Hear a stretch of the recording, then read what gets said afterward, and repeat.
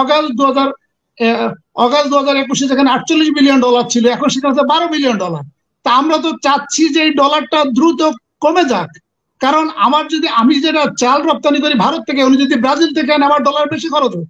কারণ আমার যে হিসাব, আমার যে ক্যালকুলেশন, এই বছরের শেষের দিকে রিজার্ভ শূন্য হয়ে যাবে। রিজার্ভ শূন্য, এটা শ্রীলঙ্কা পাকিস্তানের মতো হবে। কিন্তু আমরা তো জনগণ ডিসেম্বর পর্যন্ত অপেক্ষা করতে চাচ্ছি না যে আপনারা ভবিষ্যতে শেখ হাসিনাকে লেন্দুব দর্জি হিসেবে ইতিহাসে নাম লেখাবে, আর আপনি কি রাইদুল্লাহ জগৎ শেঠের মতো আপনি নাম লেখাবেন কিনা, অথবা আপনি বাংলাদেশের আপনি রাষ্ট্রদ্রোহিতার মতো আচরণ করছেন কিনা, সেটি আপনি একটু বিবেচনায় রাখবেন। এবং আপনার এই আচরণটাও আমি জনগণের উপরে ছেড়ে দিলাম। আচ্ছা, আখতারুজ্জামান সাহেব যে কথাগুলো বললেন এই কিছুক্ষণ আগে, উনি কিন্তু সব কথাগুলো অসত্য কথা বলেছেন। এক হচ্ছে উনি বলেছেন যে শেখ হাসিনার সাথে ওই যে মেজরিটি পিপুল আছে। তা আমরা কিন্তু 2024 সালের 7ই জানুয়ারি দেখেছি যে সেখানে ওই যে ভোট পড়েছে 5%। এটা কিন্তু আমাদের বক্তব্য না, এটা সোশ্যাল মিডিয়া, পত্রপত্রিকা, বিবিসি, সিএনএন, ইনক্লুডিং খালেদ মহিউদ্দিনের বক্তব্য, ভোট পড়েছে 3 থেকে 5%। সেখানে আপনি জনগণের সামনে একটা অসত্য তথ্য দিলেন যে শেখ হাসিনার সাথে ওই যে মেজরিটি অফ দ্য পিপল আছে। আরেকটি কথা আপনি অসত্য কথা বললেন, যে আপনি বললেন যে সমস্ত বৃদ্ধদের ওই যে বৃদ্ধদের যে কার্ড দেওয়া হচ্ছে সেটা কেউ রিফিউজ করে নাই, এবং যাদেরকে টাকা দেওয়া হচ্ছে রিফিউজ করে নাই। আপনি এই কথাটা তো আপনি বলতে পারেন না, কারণ এই টাকা কিন্তু শেখ হাসিনার বাবার টাকা না, এইটা কিন্তু শেখ হাসিনার পৈতৃক সম্পত্তি না, এটি একটা সরকারি সম্পত্তি। উনি প্রধানমন্ত্রীর চেয়ারে আছেন, she is nothing but acting as a manager. তার মানে টোটাল বাংলাদেশের 18 কোটি জনগণের সম্পদ ব্যবস্থাপনার দায়িত্বে আছেন as A for the time being ওই যে ম্যানেজার হিসেবে। এটা কিন্তু উনার পৈতৃক সম্পত্তি না, এটা শেখ হাসিনার সম্পত্তি না। এখন উনি কাউকে ভাতা দিচ্ছে, এটা রিফিউজ করবে কেন? এটা তো জনগণের রাইট। এখন উনি জোর করে ক্ষমতায় আছে, আমরা তাকে নামাতে পারছি না, সেটা ডিফারেন্ট ইস্যু। আর আরেকটি যে কথা আপনি বললেন যে ভারতীয় পণ্য বয়কটের কথা আপনি আবারও বললেন, যে ভারত থেকে আমরা 16 বিলিয়ন আমদানি করি, আমরা 2 বিলিয়ন রপ্তানি করি। আমরা জনগণ ভারতীয় পণ্য আমরা গ্রহণ করব না, আমরা খাবো না, এটা তো শেখ হাসিনার দায়িত্ব, সে কোথা থেকে আনবে?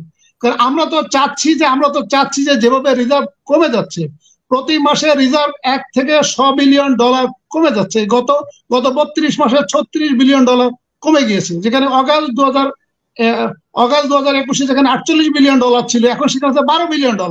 তা আমরা তো চাচ্ছি যে এই ডলারটা দ্রুত কমে যাক, কারণ আমি যেটা চাল রপ্তানি করি ভারত থেকে, উনি যদি ব্রাজিল থেকে আনে আমার ডলার বেশি খরচ হবে। কারণ আমার যে হিসাব, আমার যে ক্যালকুলেশন, এই বছরের শেষের দিকে রিজার্ভ শূন্য হয়ে যাবে। রিজার্ভ শূন্য, এটা শ্রীলঙ্কা পাকিস্তানের মতো হবে। কিন্তু আমরা তো জনগণ ডিসেম্বর পর্যন্ত অপেক্ষা করতে চাচ্ছি না। আমরা তো চাচ্ছি আগামী 3-4 মাসের ভিতরে রিজার্ভ শূন্য হয়ে যাক, শ্রীলঙ্কার মতো অবস্থা করবো। আমি তো আমার আগের আলোচনাতে আমি বললাম যে যেহেতু ইলেকশনই একমাত্র বৈধ প্রক্রিয়া ক্ষমতা পরিবর্তনের, তো যেহেতু শেখ হাসিনা ইলেকশনটাকে ধ্বংস করে ফেলেছে, আরেকটা পদ্ধতি হচ্ছে সেনাবাহিনীর ভূমিকা আমরা দেখেছি। আমরা আরেকটা বিচার বিভাগ, ওই যে বিচার বিভাগের ভূমিকা আমরা দেখেছি। রাজনৈতিক নেতৃত্ব আপনার মতো বা বিএনপি যারা আছে, অপোজিশন রাজনৈতিক নেতৃত্ব, তারা তো 15 বছরে যে কোনো ভাবে তারা ব্যর্থ। তার মানে গণ অভ্যুত্থান হচ্ছে না।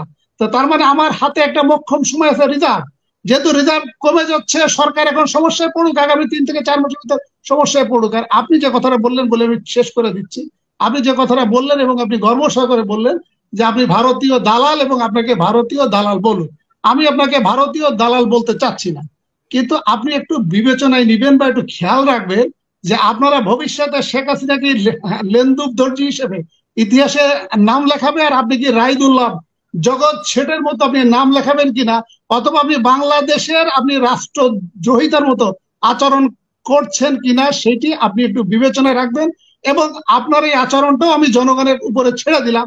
আপনাকে আমি বলছি না যে আপনি ভারতীয় দালাল, এবং আপনি ভারতের দালাল বলে গর্ববোধ করছেন, বাট আমি আপনাকে অনুরোধ করব, আপনি বাংলাদেশের জনগণের জাতীয়তাবাদ, আপনাদের জনগণের দেশপ্রেম এবং বাংলাদেশের জনগণের ইসলামী মূল্যবোধের এগেস্টে যে আপনি বাংলাদেশের জনগণের বৃদ্ধাচরণ করেন না, এটি আমি জনগণের পক্ষ থেকে আপনাকে উদাত্ত আহ্বান জানাচ্ছি। ধন্যবাদ। অসংখ্য ধন্যবাদ।